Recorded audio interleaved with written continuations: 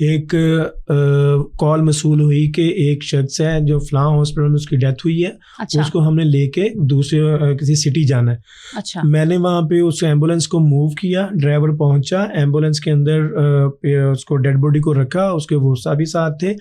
تو جیسے ہی وہ وہاں سے نکلا ہے, جیسے بابو صابو ہے, بابو صابو کے قریب پہنچا ہے تو مجھے کال آئی ڈرائیور کی, سر مسئلہ ہو گیا. تو میں نے کہا کیا مسئلہ ہو گیا؟ تو کہتا ہے سر میری گاڑی جو ہے وہ بند ہو رہی ہے بار بار, حالانکہ نئی ایمبولینسز تھیں اور بالکل ٹھیک تھا. کہتا ہے سر سمجھ نہیں آ رہی ہو کیا رہا ہے.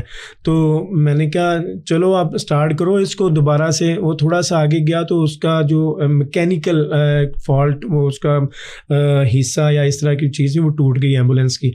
کہتا ہے سر اس کی کال آئی, سر کیا ہے تو یہ پرابلم ہو گئی ہے, ایمبولینس میں فالٹ آ گیا.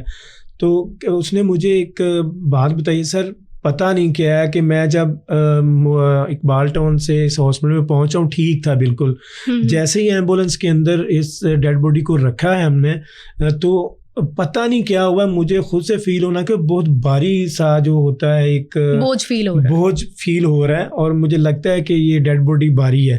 جیسے عام متھ میں کہہ دیں یہاں پہ جو ہوتے ہیں کہ یہ بھاری ہے, انسان بھاری ہے, اسے ڈیڈ باڈی بہت بھاری ہے, چل نہیں رہا.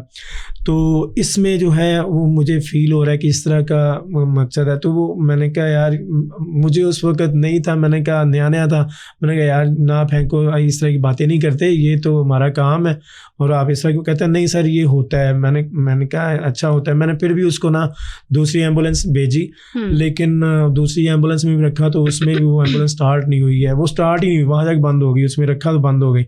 پھر مجھے کہا یار یہ تو پتہ نہیں کیا ہے. پھر ان کے ہم نے لواحقین سے بات کی جو ساتھ تھے, میں نے ان سے پوچھا یار فون پہ ہی, میں تو خود کنٹرول روم میں تھا, میں نے کہا کیا بات ہے, ایسا کیوں ہو رہا ہے؟ تو اس نے اس انسان کے بارے میں, اللہ ان کو مغفرت کرے, کچھ انسان کے پیچھے زندگی میں جب ہوتے ہیں انسان تو وہ نہیں سوچتے کہ ہم نے مرنا بھی ہے. کچھ اس طرح کے انہوں نے واقعات بتائے جو میں یہاں نہیں بیان کرنا چاہوں گا کیونکہ وہ اب دنیا میں نہیں ہے. تو اللہ یہی دعا نکلتی اللہ ان کی مغفرت کرے. ہم نے ان سے پوچھا تو انہوں نے کافی جو نیگیٹو چیزیں تھیں ان کے بارے میں بتائیں.